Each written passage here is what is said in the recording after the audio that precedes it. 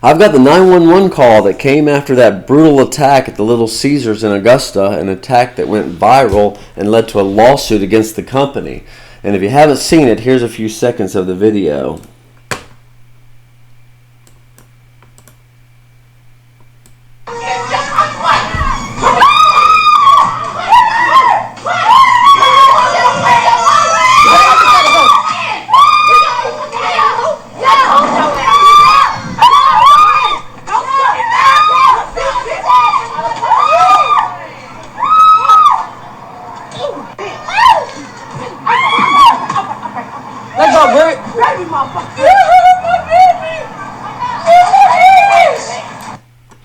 Alright, now the 911 call that was made after this isn't that spectacular, but the attorney who represents victim Emily Broadwater says it shows the carelessness by Little Caesars workers in waiting so long to call.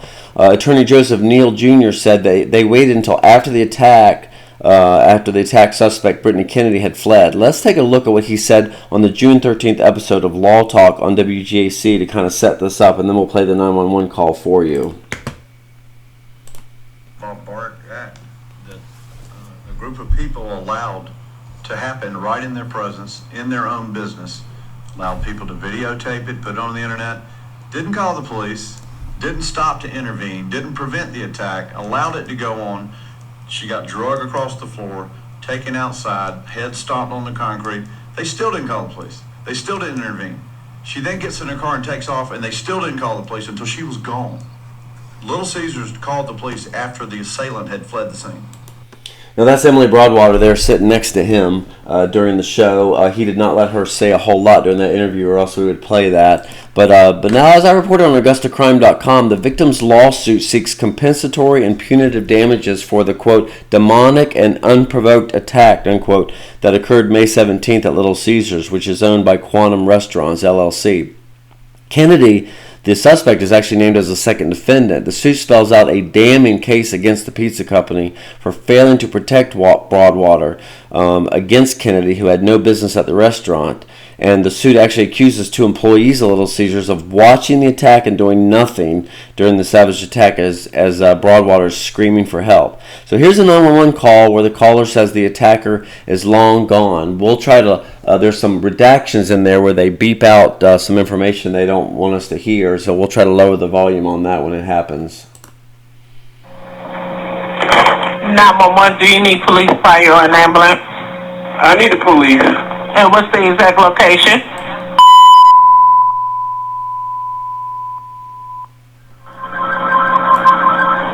Okay, and what's the telephone number that you're calling from? 17.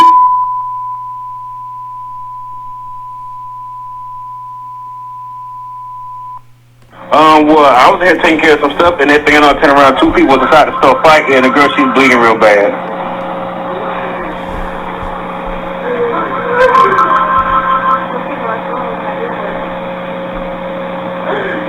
Okay, and where's the suspect now? I don't know the other girl. She took off. But the other girl, the victim, she's still in here. Well, the girl, she's in here now. She's in, and both of them are there? No, the other one left, and the other girl is here now. Okay. Oh, 1 second. Yes. Hello. Hello. Hello. Hello? Hello. Hello? Hello. Can you hear me, sir? Hello. Hello. Hello? Hello?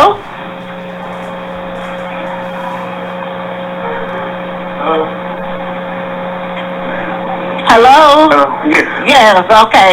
Were you trying to tell me hello? No, man. On the other line. Oh, okay. But the girl said she know her whole name, her address, and all Okay, that. Was it a black female, white female? It's a black and white female. The white female in here now, right? Okay, so it's a black female that beat her up? Yes, ma'am. Okay, what was the black female wearing? I didn't even, she had some pink pants and all that stuff there. I just turned around and she left, so.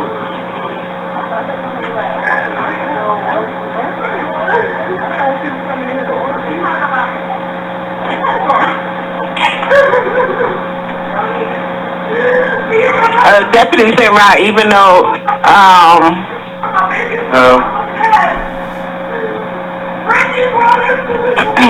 ask her what the female's name.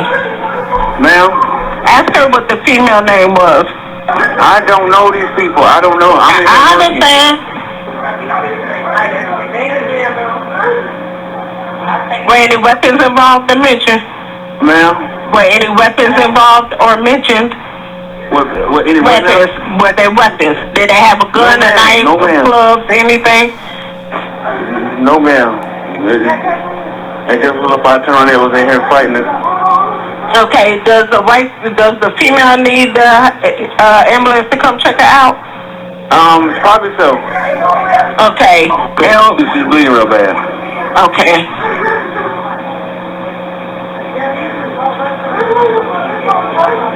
Okay, officers have been dispatched. If anything changes or the girl comes back, call us back, okay? All right. Bye-bye. All right, so there's the call. Now, after that call, deputies arrived, and a wanted poster was quickly made for Brittny Kennedy. Let's take a look at that. There's your wanted poster.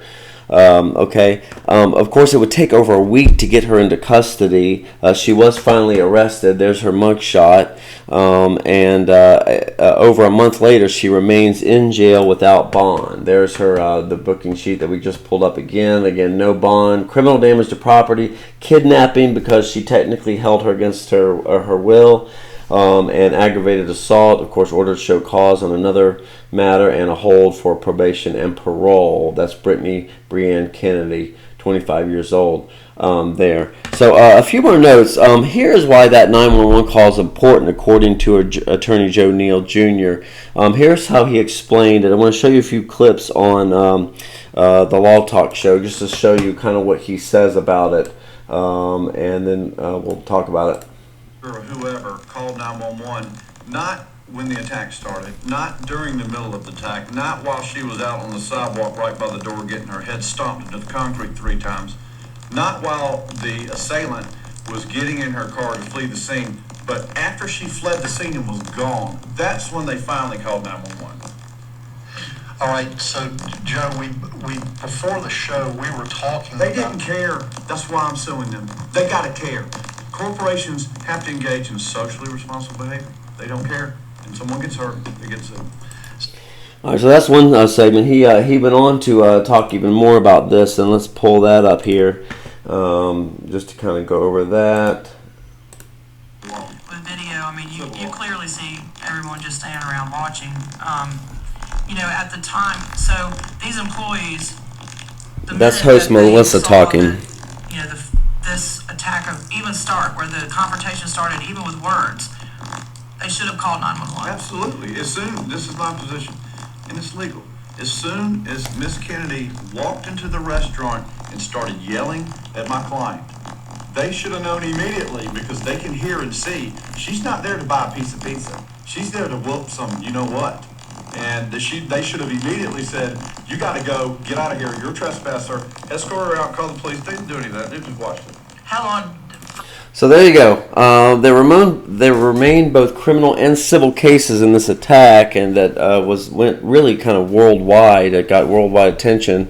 Even made the chief deputy of Richmond County Sheriff's Office even appeared on Fox News to talk about it. So it should be interesting to watch the outcome of the criminal and civil cases in this matter. So that's the 911 call. I wanted to bring you that. Please don't forget to subscribe to the Jail Reports YouTube channel and hit the notification bell to get an alert when our next video comes out. And as always, the Jail Reports print edition comes out every Friday, a new issue, and it's also available for download at thejailreport.com. That's all for today.